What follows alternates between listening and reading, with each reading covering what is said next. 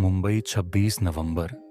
हमले के एक साल बाद एक रात एक अजीब घटना घटी जो किसी को भी अपनी कुर्सी से उठने की हिम्मत नहीं देती थी।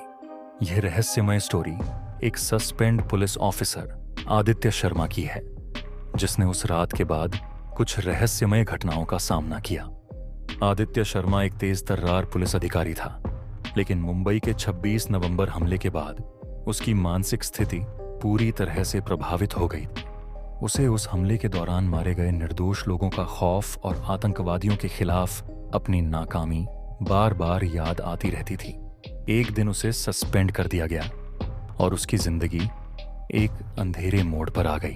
किसी तरह आदित्य ने खुद को संभाला और एक साल बाद एक पुराने दोस्त सनी के कहने पर वह उस जगह वापस लौटने का निर्णय लिया जहां 26 नवंबर का हमला हुआ था। आदित्य ने सुना था कि जहां आतंकवादी मरे थे वह जगह अब एक सुनसान भवन बन चुकी थी। सभी जानते थे कि इस इमारत में कुछ अजीब सा था। कोई नहीं जाता था क्योंकि यह जगह हमेशा डरावनी महसूस होती थी। लेकिन आदित्य ने निश्चय किया कि वह इस जगह का सच जानकर रहेगा, चाहे जो भी हो। वह रात के समय इमारत के अंदर घुसा जब चारों ओर अंधेरा था। उस इमारत का माहौल घना और सर्द था और हर कदम पर हवा एक ठंडी सी सिहरन पैदा कर रही थी। जैसे ही वह ऊपर की मंजिल पर पहुंचा, उसे कुछ अजीब महसूस हुआ। किसी की चीखें गूंज रही थी, जैसे किसी दर्द में डूबे हुए इंसान की। आदित्य को समझ में नहीं आया कि ये आवाजें कहां से आ रही थी, लेकिन फिर भी आवाज की दिशा में कदम बढ़ाए। आदित्य जैसे ही एक कमरे में दाखिल हुआ, वहां अचानक लाइट्स चमकीं और उसकी आंखों के सामने वही आतंकवादी दिखे जो हमले के दौरान मारे गए थे। उनका चेहरा रक्त से सना हुआ था।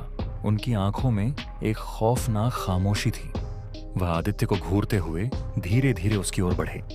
आदित्य डर के बावजूद खड़ा रहा। उसका दिल तेजी से धड़क रहा था। तुमने हमारी मदद क्यों नहीं की? अचानक एक आवाज गूंज उठी। आदित्य चौंका और घबराते हुए कहा, तो तुम कौन हो? वह मृत आतंकवादी अब आदित्य के सामने था और उसकी आंखों में एक दर्दनाक सवाल था, जैसे वह किसी उलझन में फंसा हो। आदित्य को लगा कि यह उसकी आत्मा की पुकार है जो उसे न्याय दिलाने के लिए आई थी। तुम हमें भूल गए हो, लेकिन हम तुम्हें कभी नहीं भूल सकते। वह भूत की आवाज गहरी और डरावनी थी। आदित्य ने अपनी आंखें बंद की, लेकिन जब उसने उन्हें खोला तो वह आतंकवादी अब नहीं था, लेकिन कमरे की दीवार पर खून के धब्बे और फटी हुई तस्वीरें थीं। आदित्य पीछे मुड़ा और बाहर भागने लगा, लेकिन दरवाजे ने उसे बंद कर दिया। आदित्य पीछे मुड़ा और बाहर भागने लगा, लेकिन दरवाजे ने उसे बंद कर दिया। अचानक उसके पास वही मृत आतंकवादी वापस आया और बोला, अब तुम हमारे साथ हो, हमेशा के लिए।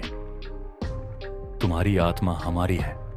आदित्य की आंखों के सामने अंधेरा छा गया और उसकी चेतना धीरे धीरे ओझल होने लगी। वह समझ गया था कि वह इस इमारत के रहस्य का हिस्सा बन चुका था और शायद उस घटना के बाद किसी भी इंसान का पीछा करने वाली आत्माओं से जुदा नहीं हो सकता था।